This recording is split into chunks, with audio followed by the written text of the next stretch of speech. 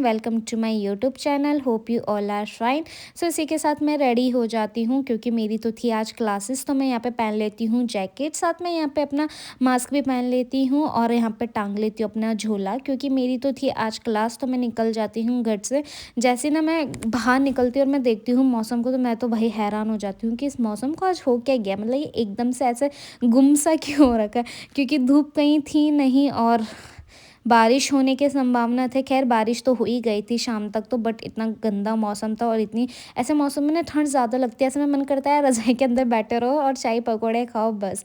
फिर मैं यहाँ पे निकल जाती हूँ सड़कों में, और सड़कों में जैसे चल रही होती भाई बहुत गंदी ठंड हो रही थी।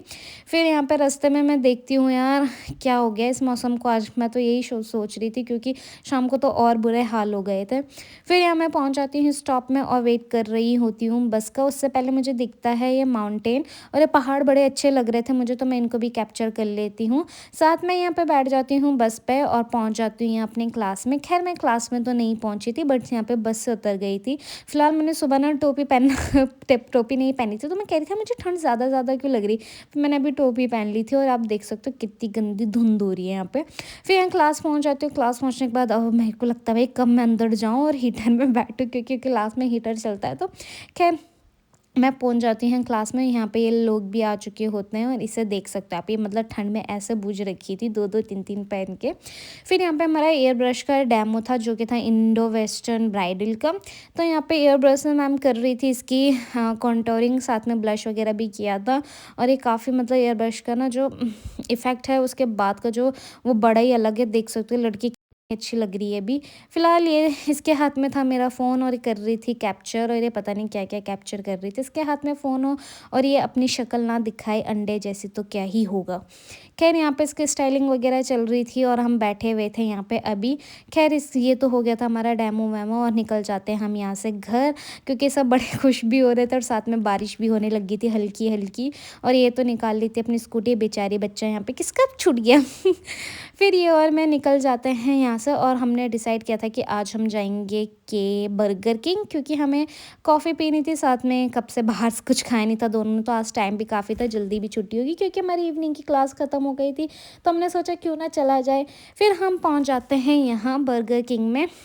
और ठंड थी तो खैर यहाँ पहुँचने के बाद अंदर तो काफ़ी गर्म रहता है, वैसा कुछ नहीं अंदर तो पता नहीं चलता, बट बाहर से होता है कि नहीं बस क्या करें अब कितनी ठंड है। फ़िलहाल हम पहुँच जाते हैं यहाँ बर्गर कैफ़े और बैठ जाते हैं हम यहाँ पे। और यहाँ पे हमारा ऑर्डर भी आ जाता है जो कि था 2 कॉफ़ी एंड बर्गर, साथ में हमारे फ्रेंच फ्राइज़। तो हम तो हो जाते हैं स्टार्ट, और ये मतलब खाना आए स्नैप शेयर ना करे ऐसे कैसे हो सकता है। और यहाँ पे शुगर मिक्स कर रही होती है, साथ में हमें कोल्ड ड्रिंक तो ऑर्डर नहीं की थी क्योंकि ठंड थी, बट ये जो पीछे बैठी हुई लेडी थी इन्होंने की थी, तो उन्होंने हमको दे दी थी क्योंकि उन्होंने पता नहीं क्यों ऑर्डर करी, बट उन्होंने हमें दे दी। खैर हमने पी नहीं, हमने थोड़ा सा ही पी, बाकी हमने ऐसे छोड़ दी थी, पर क्या करें। फिर हमने यहाँ पे सारा चट कर दिया था सामान, और ये में बैठ के यहाँ पे डिस्कशन कर रहे थे, मतलब बातें चल रही थी क्योंकि चुगलियाँ कर रही थी और कह रही थी कि जब भी मैं बात करती हूँ तो वीडियो मत बनाया कर। फिर मैं यहाँ पर डाल देती हूँ रैपर, पहले तो मुझे पता नहीं होता क्या करना है, फिर मैं चलो जैसे तैसे चल डाल देती हूँ इसको। फिर यहाँ पे मेरा बैग भी टांग लेती हूँ, हेलमेट भी टांग लेती हूँ क्योंकि मैं से बोलती हूँ तू टांग, मैं तो निकल रही हूँ।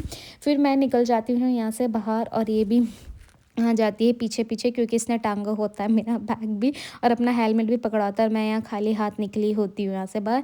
फिर ये कहती हैं चल यहाँ से विशाल चलते हैं, क्योंकि विशाल यहीं पास में था। तो ये और मैं यहाँ से निकल जाते हैं पैदल पैदल, स्कूटी यहीं पे छोड़ देते हैं। और ये मेरे को करा रही होती है रोड क्रॉस, मेरा हाथ पकड़ा के।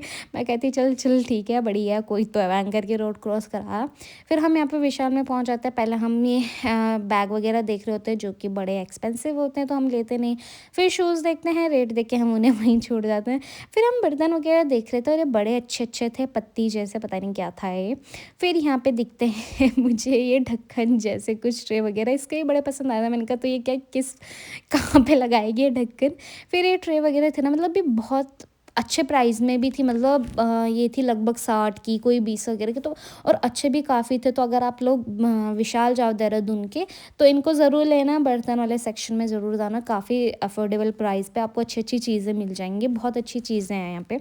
फिर यहाँ पे ये लोगों की बास्केट उठा लेती, पता नहीं किसने लाई होती, कह रही हमें नीचे जाना पड़ेगा, सच यहीं पर उठा ले।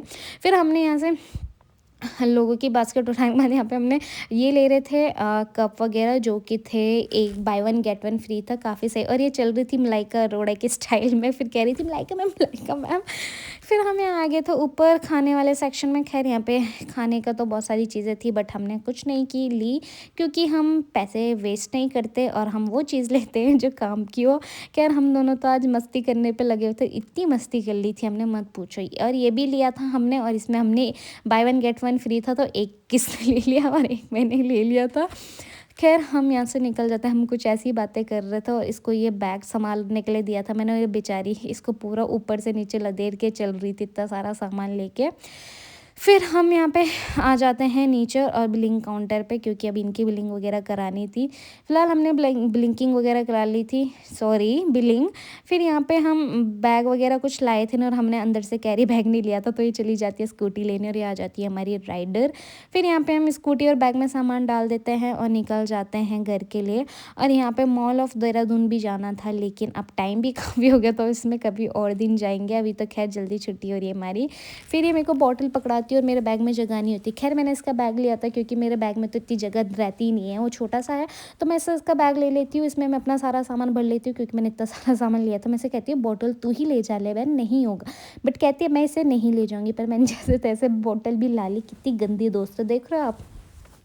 फिर यहाँ बारिश की वजह से कीचड़ वगैरह भी हो गया था और यहाँ पे बस भी आ गई थी। फिर मैं यहाँ पे पहुँच जाती हूँ घर, और अभी शाम का टाइम था, हल्की हल्की बारिश भी हो रही थी। मेरा मन तो कर रहा था कब घर पहुँचूँ, और अभी का व्यू बड़ा अच्छा लग रहा था, क्योंकि ऊपर एरोप्लेन चल रहा था और बारिश भी हो रही थी हल्की हल्की।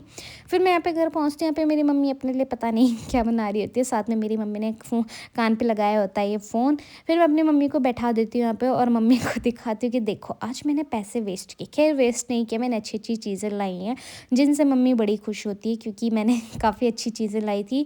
फिर यहाँ पे बुआ आ जाती हैं, और देख सकते हो आप, मतलब बारिश हो रही है और ये लोग छाता लेके ही खड़े हो रखे हैं यहाँ पे। फिर मैं चाय वाय बना लेती हूँ अपने लिए। चाय पीने के बाद फिर मैं यहाँ पे अपना नाइट का खाना भी बना लेती हूँ, डिनर वगैरह भी कर लेती हूँ अपना। तो चलो गाइस, आज का ब्लॉग करते हैं यहीं पे एंड, मिलते हैं नेक्स्ट ब्लॉग में। तब तक के लिए लाइक करना, शेयर करना एंड सब्सक्राइब करना। Bye bye.